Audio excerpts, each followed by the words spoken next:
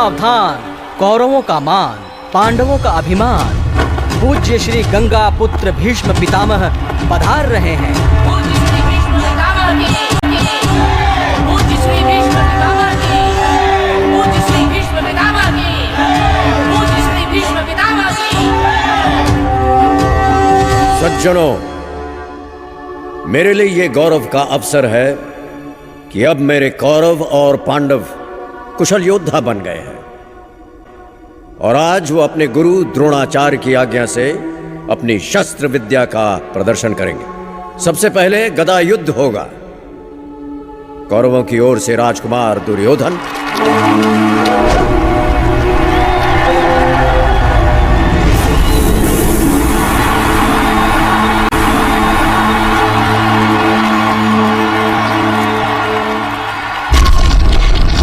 और पांडवों की ओर से राजकुमार भीमसेन।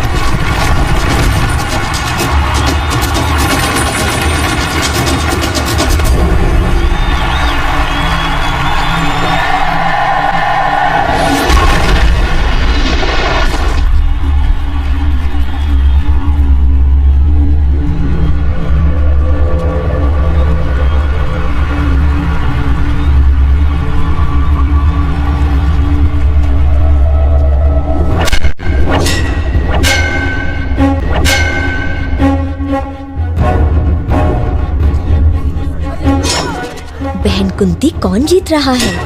महारानी गांधारी, मेरा भीम बढ़ बढ़ कर वार कर रहा है। और दुर्योधन भी कम नहीं है। अब वो पछाड़ रहा है भीम को। मन करता है अपनी आंखों से दुर्योधन का पराक्रम देखूं। और मेरा मन करता है अपनी आंखों को बंद कर लूं, कहीं मेरे भीम को मेरी ही नजर न लग जाए।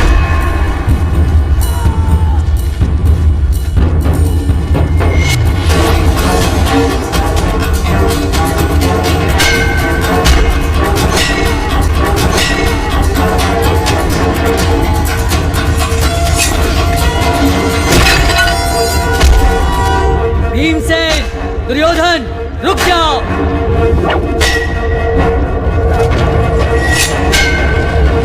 पितामह, इन्हें रोकिए। दुर्योधन, भीमसेन। दुर्योधन और भीमसेन की हार जीत का निर्णय कम से कम आज असंभव है। अब मैं पांडव अर्जुन को आमंत्रित करता हूँ।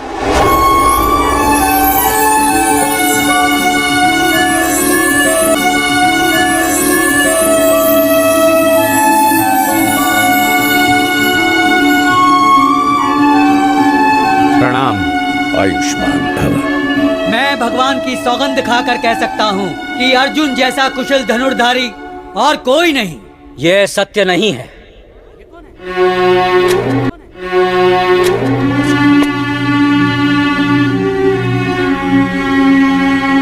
क्षमा करें गुरुजी, आप अनजाने में ईश्वर की झूठी सौगंध ले रहे हैं। मुझे अपना कौशल दिखाने का एक अवसर दिया जाए। मामाश्री, ये अर्जुन की टक्कर का है, बाकी सब माया है, माया। हाँ हाँ दुशासन। भांजे। हाँ मामाश्री। भांजे, तेरे शकुनी मामा को लगता है कि ये जीता जागता पासा तो भगवान ने तुम्हारे लिए फेंका है। आपका संकेत समझ गया मामाश्री। तुम्हें अर्जुन से बड़ा धनुर्धारी होने का गुमान है। पहले ये तो बताओ, तुम हो कौन? मैं कर्ण हूँ। कर्ण कौन? ये सारथी अधिरथ का पुत्र है। अधिरथ का पुत्र? एक साधारण सारथी पुत्र के साथ मैं मुकाबला नहीं कर सकता। कर्ण सारथी पुत्र नहीं, मेरा बड़ा पुत्र है। रथ हाँकने वाले के पुत्र कुत्ता और यज्ञ का प्रसाद खाने की कामना, एक दास पुत्र और राजकुमारों का सामना। इस मुकाबले में केवल राजा या राजकुमार ही भाग ले सकते हैं, तुम नहीं। तो फिर आप अपने शब्द वापस लीजिए गुरुजी, कि अर्जुन ही त्रिलोक का सर्वश्रेष्ठ धनुर्धारी है। तो इसका भी कोई प्रमाण नहीं कि तुम अर्जुन से बढ़कर धनुर्धारी हो। तुम्हें भाग लेने की आज्ञा नहीं दी जा सकती। यह अन्याय है।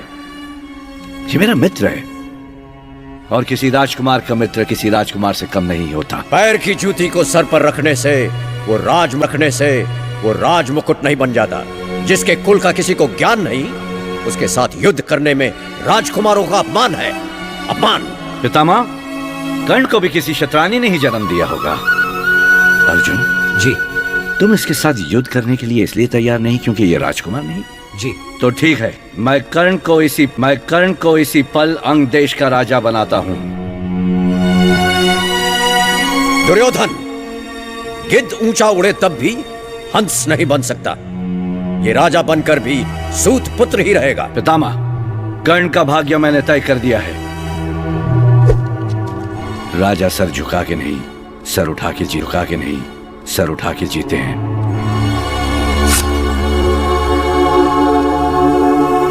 अब तुम्हें इस मुकाबले में भाग लेने से कोई रोक नहीं सकता।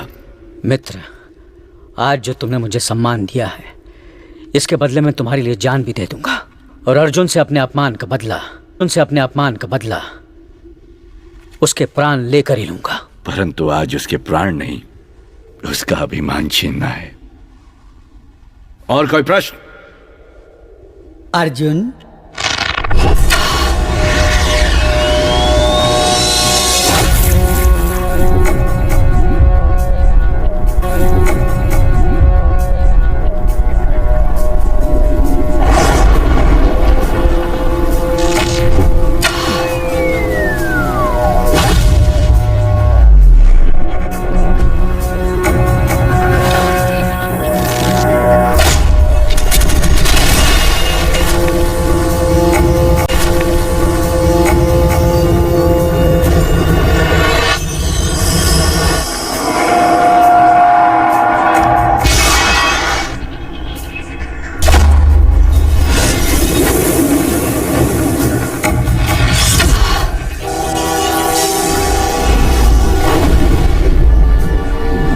उनसे अपने अपमान का बदला उसके प्राण लेकर ही लूंगा।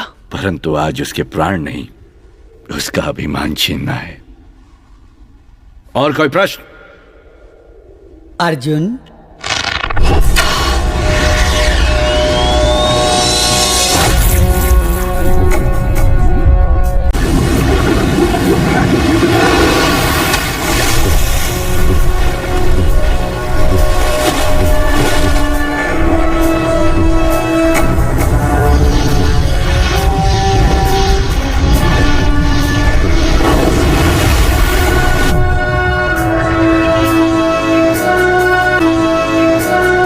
लगता है ये मुकाबला यूं ही बिना किसी निर्णय चलता रहेगा। इसलिए अर्जुन और कर्ण दोनों की बराबर होने की घोषणा की जाती है। पितामह। सज्जनों, हस्तिनापुर का इतिहास सब जानते हैं। हस्तिनापुर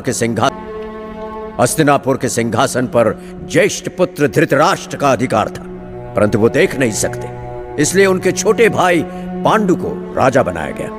अब क्योंकि स्वर्गवासी महाराज पांडु और इस कुल के सबसे बड़े पुत्र युधिष्ठिर राज्य संभालने के योग्य हो गए हैं, इसलिए उन्हें युवराज बनाने की घोषणा की जाए। मैं ताऊ जी की इच्छा का सदा आदर करता हूँ। प्रधानमंत्री विदुर जी, मेरी ओर से युधिष्ठिर को युवराज बनाने की घोषणा करें। पासा तो उल्टा पड़ गया। मैं धर्मरक्षक न्यायपालक सम्राट धृतराष्ट्र की ओर से राजकुमार युधिष्ठिर को युवराज बनाने की घोषणा करता हूं।